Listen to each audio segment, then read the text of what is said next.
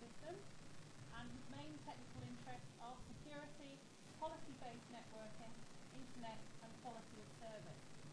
And he's going to talk this afternoon about layer 2 security. Okay, and if you just allow me, as I am part of the vendor of the previous speaker, regarding this don't fragment stuff, GRE, for instance, upon encapsulation, simply clears the DF bit, and there are the tricks as well to cope with this. So if you're interested, just come back to me. I mean, this is one of my favorite subjects, talking about this DF bit, so don't worry about it. Anyway, different topics now. Layer 2 security. I mean, usually, when you talk about network and security, you know, there's always an OSI model somewhere, else your presentation is not worth it. And typically, most of you want to be at least at layer 3, right? I mean, when you look at layer 0, this is cables and everything, it's dirty, and basically don't want to do it. Okay, I mean, this is at least my point. But at some point of time, you do need to take care of layer 2. Because if there is something going wrong on layer 2, basically everything is falling apart. Look at this building, right? Guess what? If there is a bomb on level 2 on this building, we are on level 17. We are in deep trouble, okay? Same thing for your network. And I specifically managed with Cheryl to get a room at the top of the building to explain this joke, right? Thank you. You made it. Anyway. So, let's start first with some attacks, and basically I will explain, so you're still full of energy, right? From time to time I'm using these slides, people are not laughing because they're already sleeping. Anyway, so basically different kind of attacks. Attacks against the data channel itself, the data plane, and other attacks more on the control plane. And I will try to summarize them. Always talking in summary, what is the basic of the attacks, and after, how you can try to mitigate them, or you try to prevent them. So, most of you knows what is a CAM table is on a switch, right? I'm talking here about the Ethernet switch, CAM, content, addressable, memory, where basically it says, hey, MAC address A is on port 1, MAC address B is on port 2, and so on, right? This is basically the routing table of a switch. I'm assuming that you know this. So there is an attack called CAM overflow. If you know it by the name of the program, this is called MACOff. So basically when the bad guy, which is Charlie, and Charlie what he wants to do is basically sniff the traffic between A and B. And most of the people believe that the switch prevents sniffing, because it's not like a hub, right? Wrong. I mean, if you're still believing it, you'll make a good choice attending this session because you were wrong. And I will try to fix it, okay? So basically C will be sending a frame, changing and faking its source MAC address. So basically, the switch is a learning bridge. So it will learn that the fake source MAC address, X, is on port 3. And will change its CAM table accordingly. Now, 1 microseconds after, or 1 milliseconds after, the bad guy C is sending a yet another frame with yet another source MAC address which has been forged, using Y, for instance. So the switch learn that Y is in port 3 now. So basically there is the content of the CAM table is pretty useless nowadays. So when PCA wants to send a frame from A to B, this is this one, the switch will look, hey, on which port is the MAC address B? Oh, there is no MAC address B in my CAM table. So what I'm doing, learning bridge, I'm flooding it. So basically sending the same frame on all other ports within the VLAN. Okay, so basically C got the frame. Okay? So it's interesting because you can sleeve the traffic, this is one point, and it's also making some kind of denial of services because your very expensive switches are now acting as a dumb hub. Okay, and you will never spend this money for a hub, of course. Or you can try to mitigate this. First one is using, I mean, I will using the Cisco vocabulary, but I guess that other vendors are doing this similar stuff, hopefully. We call it port security, where basically we put on a port, we say only one MAC address is behind this port. And the switch will learn only one MAC address. If you are trying to send from another MAC address, the switch basically will either ignore your packets or shut down the line. Okay? Obviously, if you are working in a real environment, you never put one, because from time to time you change from one PC to another one, you plug a laptop. Okay, so you need to put 2 or 3. But it's basically the principle. If somebody wants to run MACOff on the port security, first packet will go through, but all the other ones will not go through. And typically tools like MacOff doing a CAM overflow table, basically what they're sending, thousands of frames per second, hundreds of thousands of frames per second. 100 meg can send a lot of packets. Another way of doing it, it's not fully complete. It's doing a lot of things for the mitigating this attack. This is what we call, I'm calling the smart CAM, where basically it's not really, rocket science, but an existing entry. So if there is already an entry telling that B is on port 2, this entry will never be removed. Okay? Previously, we were simply removing old entry. Right? Something like most recently used entry were kept and the other one were removed. Here, we never erase an entry which is existing. So, thanks to Microsoft, if you look about the traffic sent by your PC, basically, you are sending a lot of traffic. Okay? So the entry of your PC will never times out of the CAM table. So nobody will be able to erase your MAC address from the table. So traffic which is sent to you will always be directed only to you. Okay? Interesting enough, I'm by the way, teaching in a school, and they got Macintoshes and PC. Macintoshes, even on TCP IP, are pretty silent. So after 5 minutes, they disappear from the CAM. So we can attack them. Interesting, isn't it? Last one is a violation then of the IEEE protocol, which can be useful. Actually, it works pretty nice. It's what we call speak first. Okay? You will not be able to receive a packet, okay, before you're sending. So you need first to send the frame, okay? Then the switch is learning your MAC address. Else, it will never flood, okay? So if you don't speak first, you will never receive a packet for you. The normal breach is that if I don't know the MAC address, I am flooding on all the ports because maybe you are on one of those ports. In this case, I'm not doing this. I wait until you speak, then I know you're on port 2, and I'm sending it only to port 2. Okay, this is the point. Slight deviation, it works pretty nice with IP because ARP is always speaking first, right? With some protocol, it will not work. But with IP, it works pretty nice. Okay. Other attacks on ARP. Okay, you remember this layer 2.5 protocol. Once again, A, B, and C. But now I'm no more working on layer 2. I'm working at something between layer 2 and 3. So all those PC now not only got the MAC addresses, A, B, and C, they also got an IP addresses, lowercase a, lowercase b, and so on. So A and B are the good guy, and C is the bad guy again. So C now is sending what we call an unsolicited ARP. And by the way, this is something which is being designed into the ARP protocol, mainly for multi-homing PC and resiliency 20 years ago.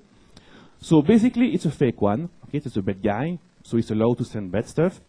And he says, the framing I say, from uppercase C to uppercase A, so it's a unicast Ethernet frame.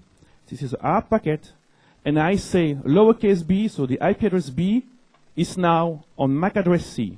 Right? This is a pretty legal ARP packet. Switch is only layer 2. Oh, I will go the frame to MAC address A.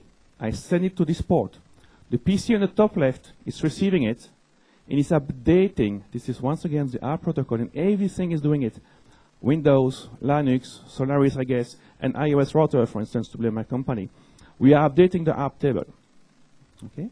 So now the ARP table on this switch, on this PC says, hey, in order to reach the IP address lowercase b, you need to send it to the Ethernet address uppercase C. So now the PC on the top left needs to send data.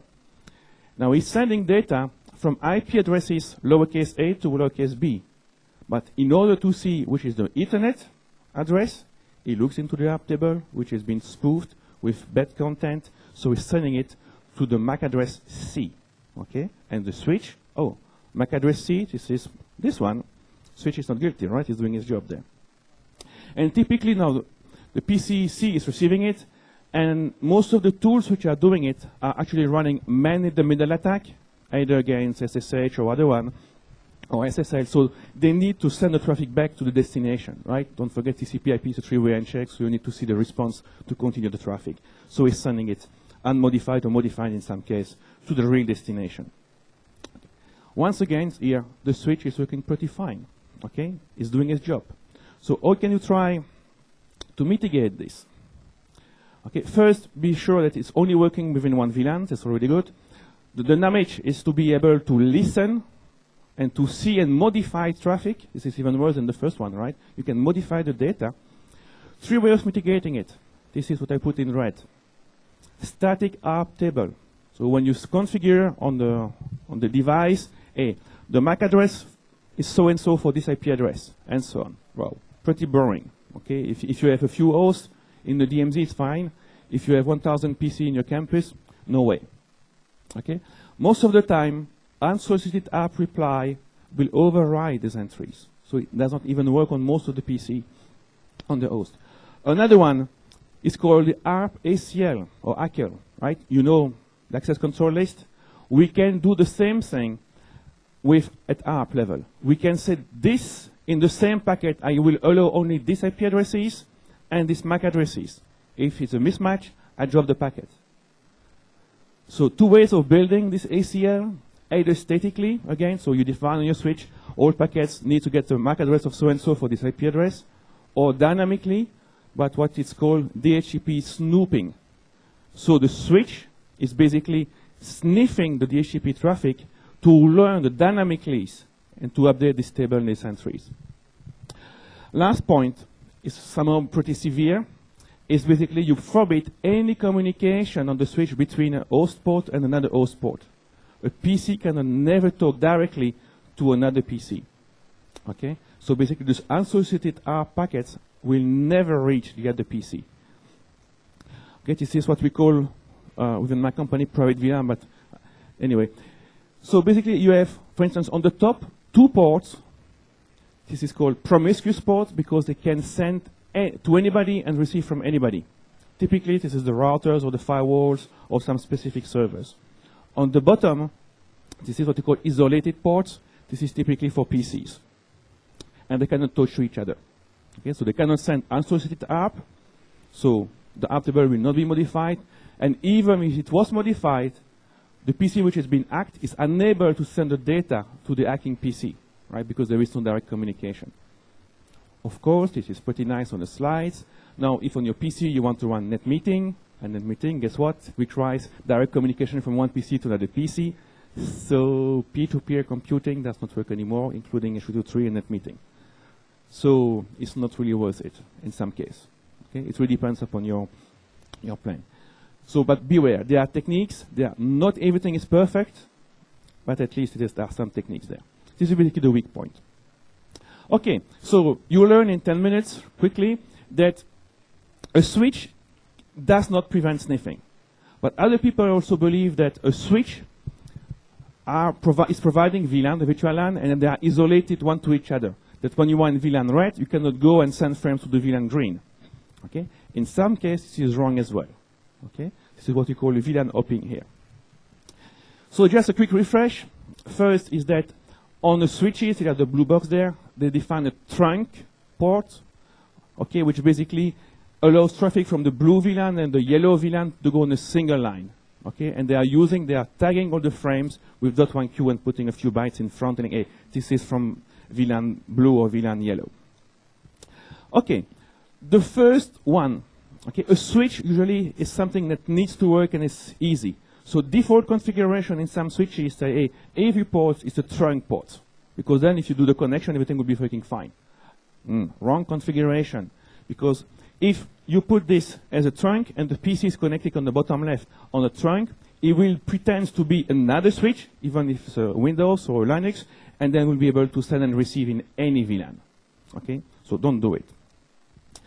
Another one, which is called double encapsulation. So it's done nowadays on purpose in what you call .1Q tunneling, but it can be an attack as well. With .1Q, which is the tagging mechanism for the VLAN, the trunk ports need to be itself into a one VLAN, which is called the native VLAN from the trunk. So assuming that the trunk, which is here, is into the blue VLAN. So the native VLAN is blue. So now every PC, which is in the native VLAN, can send data to any other VLAN. Cannot receive, but it can send. So it can do denial of services, for instance. How is it working? Typically, the attacker is sending a frame with 2 tags. Okay, why not? It's a few bytes on the Ethernet. On the first one, it claims to be on VLAN blue, and on the other one, which is the more internal, it claims to be on VLAN yellow. So the switch receives it. Oh, this is VLAN 1, okay, and this MAC address, so I need to send it over the trunk. But the trunk is already in blue. The native VLAN is blue. The first tag is blue, so there is no need to send the blue tag because it's already on the blue. So we remove the first tag, and we send it. We remove the first, what's left? The second, which is yellow. Okay. Anyway, first switch is dumb, doesn't understand this. Go to the second one. Second one receive a frame. Oh, tag is yellow. Sure, I will switch you to the yellow VLAN, and it's switching then basically the destination. Okay. So if you put a host into the native VLAN of the trunk, it is able to send data on any other VLAN. Or you can try to mitigate this. Okay, first there are options in most of the switch now to force incoming frames to be untagged, so you don't trust the tag from the PC, for instance. Okay. Other stuff is that you should never put a host in the trunk, native VLAN. I explained, and they are able to switch. Other measure, which is just helping, it has nothing to do with the previous attacks. If you have a few unused ports on your switch, put them in VLAN, I don't know, 1000 or 99, where there is not a single router, not a single service there. Because if they put there, they gain nothing. Okay. This was attacks against the data plane. And congratulations if you have been following me. I'm speaking fast and the slides are flying. But we are just halfway now. Attacks on the control plane. Spanning tree. Okay, spanning tree basically is the OSPF of layer 2. And it builds a tree, right? There is some kind of election mechanism based on MAC addresses and priorities. So the top right switch is becoming the root. And then from the root, we trace the active links, which are something with like a yellow pipe. And all the ports in this tree are put in a F forwarding mode. And basically, we have detected a loop. Below, the link below is just a loop for resiliency. But, you know, there is no TTL or whatever into Ethernet frames, so you cannot put loops there, like in IP. So we put them in B, blocking state. Okay, there will be no traffic on the bottom link. This is the purpose of spanning tree. But spanning tree, I mean, this is like OSPF or whatever. They are used and generated and built by sending specific frames. Okay, the Ethernet frames in this case because it's not IP. This is called Bpdu, Bridge Protocol Data Unit. Right? This is the way they do the election. They change the topologies and everything. So now, assuming we've got two switches there, the top left is the root. The guy is managing to be connected on two switches, either on purpose or by doing, for instance, connectivity with a wired connection, another one with wireless. Okay, quite common nowadays. And typically Windows XP is bridging per default, so quite funny as well. And now this guy is bad. Okay, he's sending Bpdu, so he's sending fake STP spanning tree protocol information. And what will happen is that basically the root now is becoming the PC. Okay, so all the states, the routing will change. So some ports will be put in blocking, and the other one put in forwarding. So all the traffic now, instead of going directly from one switch to another switch, they will trust the spanning tree and will go through the PC. First, once again, it's able to sniff, it's able to change the data, to run any kind of man-in-the-middle attack, again, SSL, SSH, and DNS, whatever. But even this can be a DOS, okay? Because this can happen by mistake. Assume that the top link is a gigabit Ethernet, and the other one at 10 meg, and the other one is wireless with 11 meg. Wow, you're in deep trouble, isn't it? So we need to protect against it. Once again, either malicious exploits or basically mistake. First thing, in some very specific case, on some lines, you can disable spanning tree because part of your network are loop-free, so you do not need this. Or you can as well use what you call Bpdu Guard. I mean, there is not a single reason why a PC or a Windows or a server should send a Bpdu. I mean, if you're putting wide access or for your school or students or for visitors, there is no reason why they should send a Bpdu. Okay, so when upon receive, the switch simply disable the port. Another one, which is already fixing a lot of things as well, is to fix hardcode the root. Okay, something like putting static route in the routing table equivalent. So different ways of mitigating those spanning tree attacks. Other attacks you can do, it's once again linked to layer 2. This is what we call Dhcp attacks. Two kinds of attacks. The first one is what we call the rogue Dhcp, where somebody, once again, on purpose or not, install a fake Dhcp server, serving wrong addresses, or even worse, serving wrong DNS information, so you can do DNS spoofing, or sending false gateway information, so you can force the traffic to go through your PC. Most of the time it happens because people made a mistake and installed Windows NT or DHCPD from ISC enabled. Another attack is to ask a lot of IP addresses to the DHCP server. So you completely exhaust the pool of DHCP addresses. How to fix it? One way is to use multiple DHCP servers, right?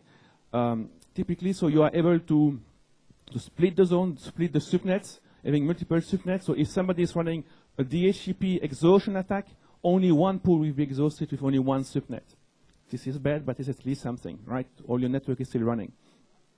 And now, what you should do, most of the switch are able to put as well ACL, ACL on the switch, so you can basically prevent any DHCP reply from a non-official DHCP server.